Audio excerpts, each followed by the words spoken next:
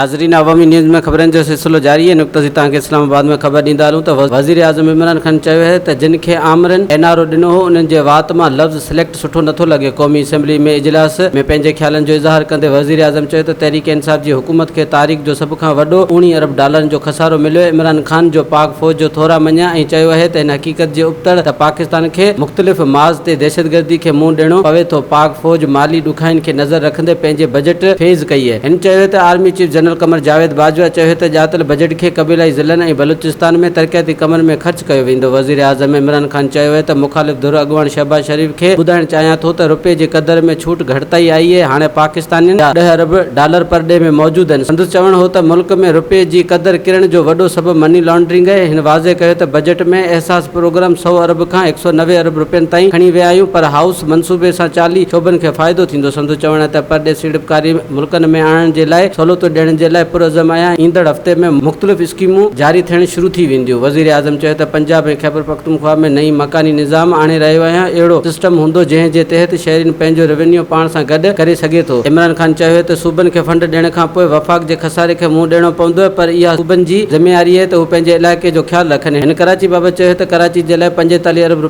जी special package आणण जी कोशिशि कई आहे, पर बदकिस्मती सां कराची में जेको पैसो ख़र्च थियणु घुरिजे उहो न थियो आहे। वधीक ख़बरनि ऐं तफ़सील लाइ विज़िट कयो अवामी news Facebook page, YouTube page ऐं अवामी न्यूज़ वेबसाइट।